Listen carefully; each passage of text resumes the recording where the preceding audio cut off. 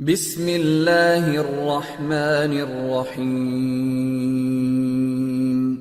Rabbi ज़िदनी इल्मा।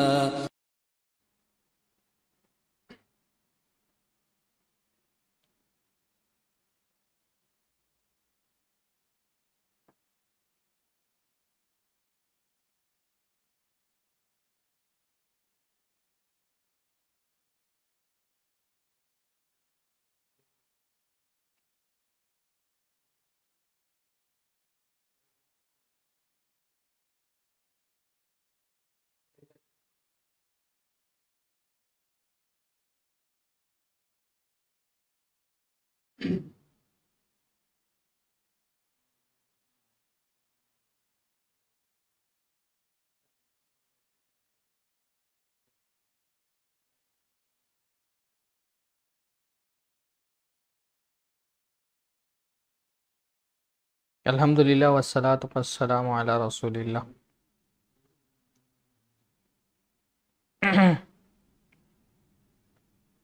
शुरू करें।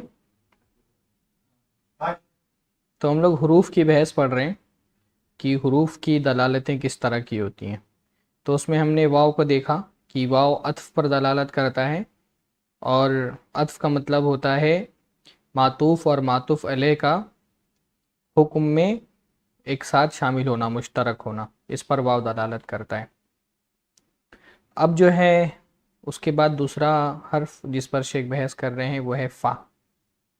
फ़ा भी ऐसे ही वाव अत्फ का पर दलालत करता है जैसे कि वाव दलालत करता था, है ना। अल्फ़ाउ वताती आतिफ़न फ़तुफ़ीदुल इश्तिराकल मुतआतिफ़ैनि फ़िल हुक्मी। तो इस मामले में तो दोनों एक जैसे हैं कि दोनों जो है वो मुतआतिफ़ैन के हुक्म में मुश्तरक होने पर दलालत करते हैं। मतलब जैसे वाव से पहले मातूफ़ और मातूफ़ अलैह जो है वो हुक्म में मुश्तरक होता है, फ़ा भी जो है वो अत्फ पर दलालत करता है। लेकिन फ़ा और वाव में क्या फ़र्क होता है, मअत तरतीबी व ताक़ीबी, कि फ़ा जो है वो तरतीब और ताक़ीब पर भी दलालत करता है। तरतीब का मतलब होता है क्रोनोलॉजी, हाँ, और ताक़ीब का मतलब होता है बैक टू बैक, एक के बाद फ़ौरन दूसरा। अक़ब का मतलब होता है पीछा ना, अक़ब अक़ब पीछे को कहते हैं ना, उर्दू में भी कहते हैं अक़बी हिस्सा, पीछे आने को। तो ताक़ीब उसी से बना है कि बैक टू बैक। तो अब जैसे जब मैं ये कहूँ कि अतइम खालिदन फ़बकरा, एक मैंने कहा था अतिम खालिदन व बकरा, खालिद को खिलाओ और बकर को खिलाओ। तो अब यहाँ पे क्या था कि आप अगर बकर को पहले भी खिला दें तो भी हुक्म की खिलाफ वर्जी नहीं होगी। पर जब मैं कहता हूँ अतइम खालिदन फ़बकरा, तब आपको क्या करना पड़ेगा, पहले खालिद को खिलाना पड़ेगा। फ़ा जो है वो अत्फ पर तो दलालत करता है, उसके साथ साथ तरतीब पे भी दलालत करता है। तो तरतीब में क्योंकि खालिद पहले आया है तो आपको खालिद को पहले खिलाना पड़ेगा, और तरतीब के साथ साथ वो किस पे दलालत करता है, ताक़ीब पे, फ़ौरन आपको खिलाना पड़ेगा। ये नहीं कि आज खिलाया उसको और उसके बाद 4 महीने बाद जा कर के बकर को खिला रहे हैं ना। जैसे अल्लाह के रसूल ने फरमाया इन्नमा जुइलल इमामु लियुतम्म बिह, इमाम बनाया जाता है ताकि उसकी इक्तिदा की जाए। फ़इज़ा कब्बरा फ़कब्बिरू, तो जब वो तकबीर कहे तो तुम तकबीर कहो। इसका मतलब क्या है कि उसकी तकबीर के बाद तकबीर कहना है ना। इज़ा कब्बरा फ़कब्बिरू, जब वो तकबीर कहे तो, इसलिए फ़ा का तर्जुमा हम किससे करते हैं, तो से करते हैं या फिर से करते हैं। जब वो तकबीर कहे फिर तुम तकबीर कहो। तो फ़ा में अत्फ भी आया और क्या गया साथ में, तरतीब भी आ गई, है ना, और ताक़ीब भी आ गई कि उसके करने के फौरन बाद आपको करना है। तो उसूली बात यह है कि फ़ा तरतीब और ताक़ीब दोनों पर दलालत करता है, अत्फ के साथ साथ अत्फ पे भी दलालत करता है और तरतीब और ताक़ीब पे भी दलालत करता है।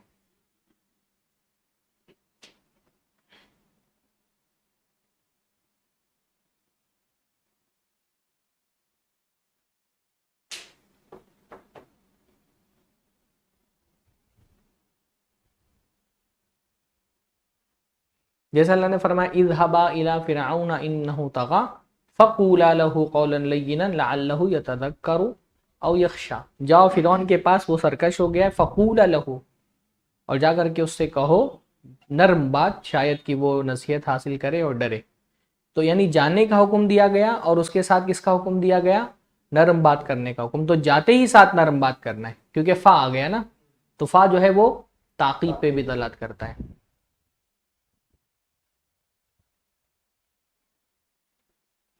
या जैसे एक हलक जैदुन फ़अख़ूहु अम्रुन बिग़रक़िन, जैद हलाक हो गया, फ़अख़ूहु अम्रुन, और उसका भाई अम्र भी उसके बाद, फ़ा आ गया ना, यानी जैद हलाक हुआ और जैद के फ़ौरन बाद उसका भाई अम्र भी हलाक हो गया।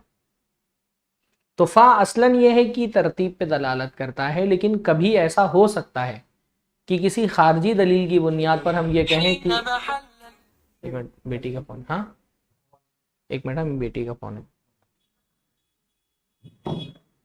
हाँ अस्सलाम वालेकुम बेटा। वालेकुम अस्सलाम वरहमतुल्लाह, खैरियत है।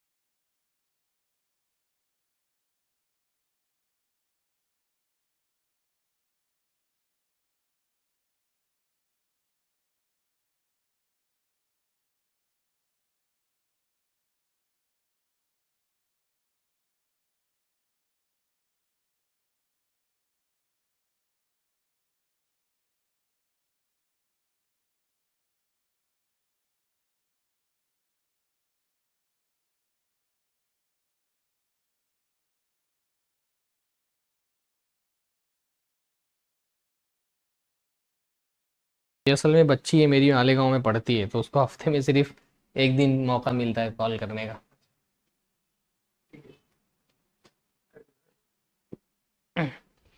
अल्हम्दुलिल्लाह वस्सलातु वस्सलामु अला रसूलिल्लाह। सेम सेम नहीं किया, उस पर नहीं किया था हाँ ठीक है। आपका बस। तो तो मैं ये कह रहा था कि फा असलन तो ये है कि तरतीब पे दलालत करता है, लेकिन कभी ऐसा हो सकता है कि किसी खारजी दलील की वजह से हम ये कहें कि यहाँ पर फा तरतीब के लिए नहीं आया है।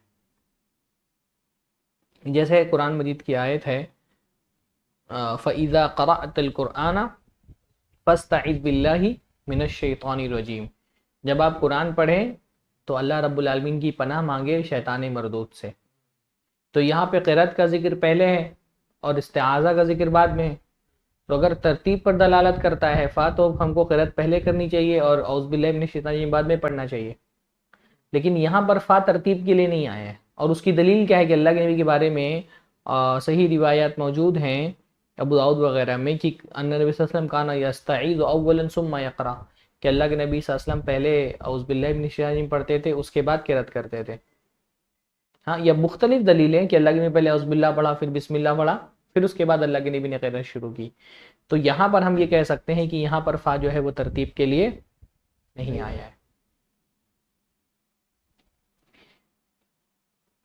आगे शेख फरमा रहे हैं कि वताती सबबियन फ़तुफ़ीदु अत्तालील, और कभी कभी फ़ा सबबिया भी आता है। सबबिया यानी किसी चीज़ का सबब बयान करने के लिए, सबब यानी इल्लत, कॉज। हाँ, फ़तुफ़ीदु तालील, तो वो तालील का फ़ायदा देता है। तालील का मतलब वही इल्लत बयान करना, इल्लत यानी कॉज, तो कॉज बयान करने के लिए भी आता है। जैसे कुरान की आयत है वस्सारिक़ु वस्सारिक़तु फ़क़्तअू अयदियहुमा, चोरी करने वाले मर्द और चोरी करने वाली औरत दोनों के फ़क़्तअू अयदियहुमा, तो दोनों के हाथ काट दो। तो हाथ काटना एक हुक्म है और उसकी इल्लत क्या है? चोट करना। तो उस फ़ा से पहले जो है वो इल्लत है और फ़ा के बाद जो है वो हुक्म है, उस हुक्म की इल्लत फ़ा से पहले आई है। इसी तरह अलग में फरमाया एक हदीस में है मन अकल हातैनी शजरतैनी अलमुनतनतैनी अलबस्लु वल कुर्रास फला यक़रबन्ना मस्जिदना, कि जो भी लहसुन और प्याज, इन दो गंदे गंदे यानी जिनसे बदबू आती है, उन पेड़ों से खाए, फला यक़रबन्ना मस्जिदना, तो वो हमारी मस्जिद के करीब ना आए। तो वो हमारी मस्जिद के करीब ना आए, ये हुक्म है और उसका सबब फ़ा से पहले बयान हुआ है। अच्छा, तो अल्लाह के नबी ने फरमाया कि जो भी प्याज और लहसुन खाए वो हमारी मस्जिद के फला यक़रबन्ना मस्जिदना। तो यहाँ पर फ़ा जो है, ये मिसालें मैं अपनी तरफ से बयान कर रहा हूँ, शेख ने नहीं बयान की। तो फला यक़रबन्ना मस्जिदना, वो हमारी मस्जिद के करीब ना आए। यहाँ पे फ़ा से पहले जो, फ़ा के बाद हुक्म आया है और फ़ा से पहला जो है वो क्या है? उसकी इल्लत है।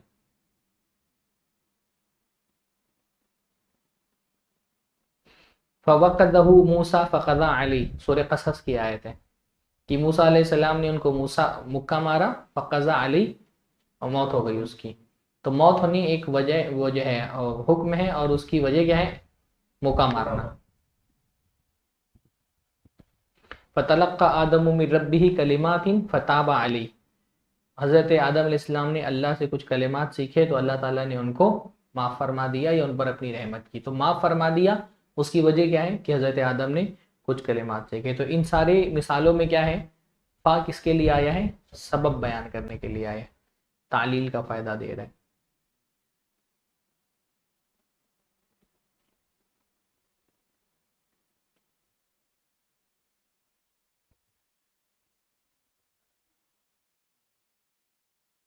तो ये कितना हो गया? वाव हो गया, फ़ा हो गया, लाम। अल्लामुल जार्रा, लामे जार्रा। जार्रा किसको कहते हैं? जो जर दे अपने कल इस्म को, यानी अपने बाद आने वाले इस्म को, अपने बाद आने वाले इस्म को जर दे। अब जैसे लाम बहुत सारे माना में आता है ना, लाम ताकीद के लिए आता है, इन्नल इंसाना लफ़ी खुस्र, इसमें लाम किसके लिए आया है? ताकीद के लिए आया है। इसी तरह से लाम जो है वो अम्र के लिए आता है, हाँ, लियफ़अल, ताकि वो चाहिए कि वो ये करे। हाँ, तो कभी लाम जो है वो जार्रा होता है, यानी अपने बाद वाले कलमे पर जर देता है, कसरा देता है। तो ये लाम अल जार्रा वलहा मानिन, और उसके बहुत सारे मानी है। लाम जार्रा बहुत सारे माना के लिए आता है। मिनहा, उसमें से है अत्तालीलु, तालील यानी सबब बयान करने के लिए। व तमलीकु, तमलीक यानी किसी चीज़ को किसी चीज़ का मालिक बताने के लिए, मिल्कियत वाज़े करने के लिए।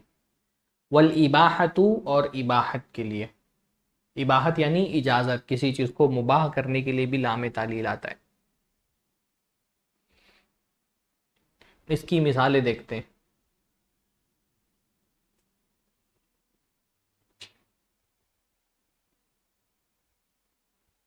पहली चीज़ क्या बताई, लाम जो है वो किसके लिए आता है, तालील यानी सबब बयान करने के लिए। जैसे अल्लाह ने फरमाया व अंज़लना इलैका ज़िक्रा लितुबय्यिना लिन्नासी मा नुज़्ज़िला इलैहिम, हमने आप पर जिक्र नाजिल किया है।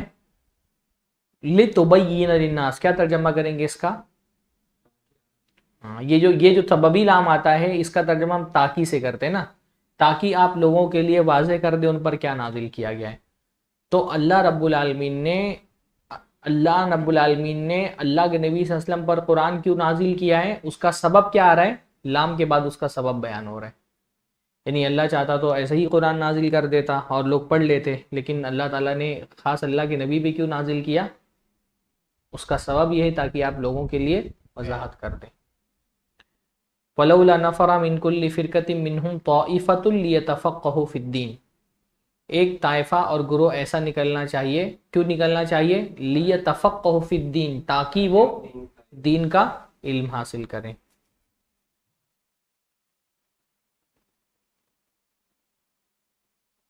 तो ये तो हो गया लाम तालील की मिसाल, यानी जो लाम सबब बयान करने के लिए आता है। ऐसे ही वक़द तकूनुल लामु लित्तमलीकी, कभी कभी लाम जो है वो तमलीक के लिए भी होता है। जैसे अल्लाह ने फरमाया इन्नमस सदक़ातु लिल फ़ुक़रा, सदका जो है वो किसके लिए है, फ़ुक़रा के लिए, यानी फ़ुक़रा मालिक है सदके के, है ना। इसीलिए उलमा ने कहा यहाँ लाम तमलीक के लिए आया है, तो सदक़े का मालिक बनाना ज़रूरी है फ़कीर को। जो हमारे यहाँ होता है ना कि वो जो है वो कुछ भी उसके अनाज वनाज दिला दिए, ऐसा नहीं चलेगा। वो जो अगर पैसे के लिए रकम निकली तो उस पैसे का मालिक बनाना पड़ेगा उसको। मतलब आप जाकर के इलाज करा दिए, ऐसा नहीं चलेगा, उलमा ने मना किया इसलिए। हाँ, कि आपके पास पैसा आया और ज़कात के पैसे से आप कहो चलो मैं इलाज करा देता तुम्हारा या खाना खिला देता तुमको, ये सब नहीं चलेगा। उस माल का मालिक बनाना फ़कीर को ज़रूरी है। इसलिए मैंने कहा ना कि ये ग्रुप जो है ना, इनके मानी जानना, इससे बहुत सारे फ़िक़ही हकाम मुताल्लिक होते हैं। कि लाम यहाँ पे तमलीक के लिए आया है तो उस पैसे का मालिक फ़कीर को बनाना पड़ेगा। आप उसके फ़ायदे का कोई काम अपनी तरफ से नहीं कर सकते हैं ज़कात के पैसे से, क्योंकि यहाँ पे लाम किसके लिए आया है, तमलीक के लिए आया है। ऐसे ही अल्लाह ने फरमाया ला तशरिबू फ़ी आनियति ज़हबी वल फ़िज़्ज़ा फ़इन्ना लहुम फ़िद दुनिया व लकुम फ़िल आखिरा, कि सोने और चांदी के बर्तन में खाओ पियो मत, ये काफिरों के लिए है दुनिया में और हमारे लिए कब है, आखिरत में। यानी दुनिया में इसके मालिक कौन है, काफिर हैं।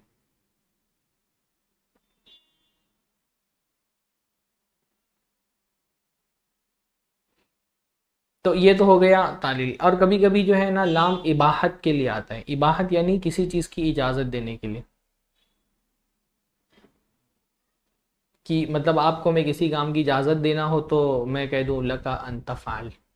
जैसे आप जाना चाहते हैं क्लास से, मैं कहूँ लका अन तज़हब, आप जा सकते हैं। हाँ,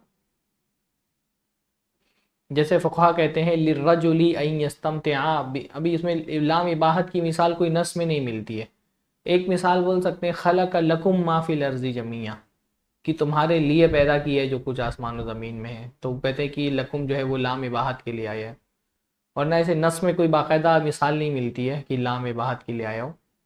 अलबत्ता फ़ुक़हा के यहाँ इस तरह की ताबीर मिलती है, जैसे लिर्रजुली अन यस्तमतिआ बिइमरातिही वहिय हाइज़ फ़ी मअदल फ़र्ज, आदमी के लिए जायज़ है कि शर्मगाह के अलावा दूसरी चीज़ों से बीवी से फ़ायदा उठा सकता है, सिवाय जिस हालत में कि वो हैज़ में हो, हैज़ की हालत में फ़ायदा उठा सकता है। लिलमरअति अन तलबिसा मिनल हुली मा जरत बिहिल आदा, औरत के लिए जायज़ है कि वो आदत के मुताबिक जेवर पहन सकती है। तो बहरहाल लाम जो है वो इबाहत के लिए भी आता है। उसके बाद क्या फरमाया कि इसी तरह से अब उसी में से क्या है, अला अल जार्रा, अला जो हरफ जर होता है, वलहा मानिन, उसके भी बहुत सारे मानी हैं, मिनहा अल वुजूब, और उसी में से है वुजूब।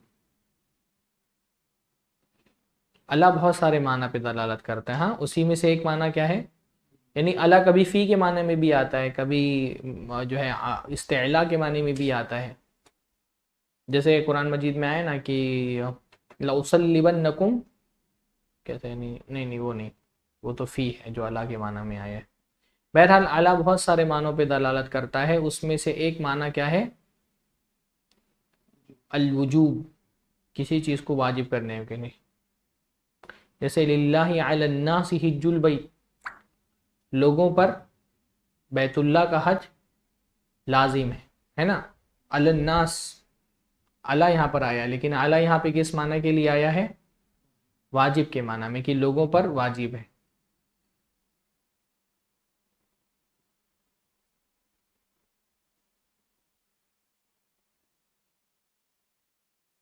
तो लिल्लाहि अलन नासि हिज्जुल बैति मन इस्तता इलैहि सबीला। बल्कि उलमा ने कहा है ना कि ये जो अला की दलालत होती है वजूब पर, ये अम्र से ज़्यादा बड़ी, यानी अम्र के बारे में तो इख्तिलाफ है, हज करो, एक तो ये होता है अम्र। तो अम्र के बारे में कहीं कहीं उलमा कहते हैं कि अम्र जो है वो कभी कभी इस्तेहबाब के लिए भी आ जाता है, हुक्म दिया जाता है लेकिन वो इस्तेहबाब के लिए, पर अला जो है वो सिर्फ वजूब ही के लिए आता है। इसलिए उलमा ने कहा है कि जो अला है उसकी वजूब पर दलालत सबसे कवी तरीन दलालत है ना। जब अलैका कहा जाएगा तो इस्तेहबाब के लिए होगा ही नहीं, फिर वो वजूब के लिए ही होगा।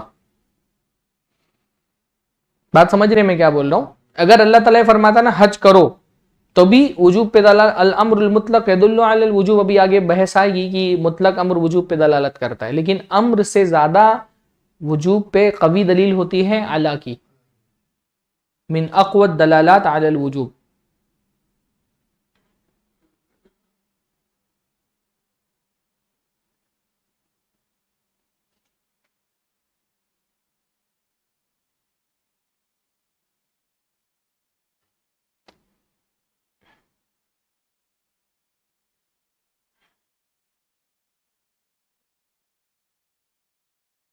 ठीक है, मेरे ख्याल से आज के लिए इतना रखें।